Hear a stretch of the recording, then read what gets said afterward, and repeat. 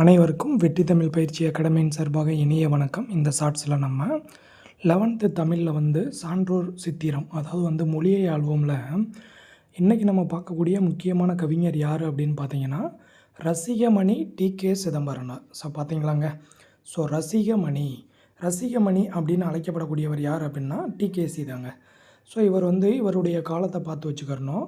1882லேருந்து 1954 வரைக்கும். சரியாங்க.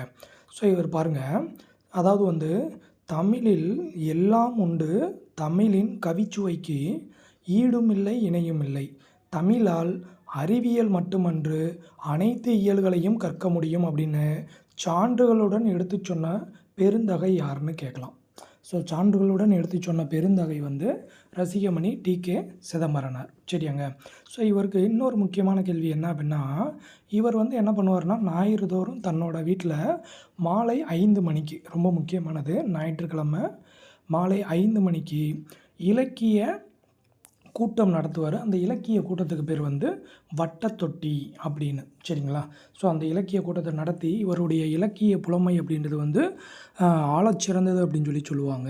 ஸோ அப்போ இவர் என்ன பண்ணுறாரு அப்படின்னா, ஞாயிற்றுக்கிழமை சாயங்காலம் 5 மணிக்கு அனைவரையும் வரவழைத்து இலக்கிய கூட்டம் நடத்துவார். அதுக்கு பேர் வட்டத்தொட்டி அப்படின்னு சொல்கிறாங்க.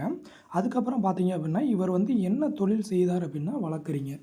ஸோ அப்போ இவரே சொல்லியிருப்பார், வழக்கறிஞர் தொழில் செய்கிறத விட எனக்கு தமிழோட இலக்கியத்தை கற்கிறது தான் எனக்கு மிக பிடிச்சிருக்கு அப்படின்னு சொல்லியிருப்பார்.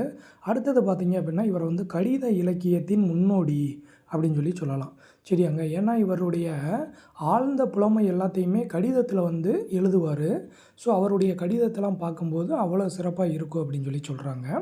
அதுக்கப்புறம் இதய ஒளி, கம்பர் யார், இந்த மாதிரியான நூல்கள் நிறையா எழுதியிருக்காரு. அதுக்கப்புறம் முத்தொள்ளாயிரம், கம்பராமாயணம், இந்த மாதிரியான நூல்களுக்கு உரையும் எழுதியிருக்காரு. சரியாங்க. அட் த சேம் டைம் இவர் பாருங்கள், சென்னை மாநில மேலவையோட உறுப்பினராக இருந்திருக்காரு. இந்து சமய அறநிலையத்துறையோட ஆணையராகவும் இவர் பணியாற்றியிருக்கார். சரியாங்க. ஸோ மிக முக்கியமான ஒரு நபர் ரசிகமணி. ஸோ இவரை கொஞ்சம் நல்லா பார்த்து வச்சுக்கணும். கடித இலக்கியத்தின் முன்னோடி யார் அப்படின்லாம் கேட்டிருக்காங்க. ஸோ இவர் நமக்கு சிலபஸில் இருக்கக்கூடிய முக்கியமான நபர். ஸோ கொஞ்சம் நல்லா பார்த்து வச்சுக்கோங்க.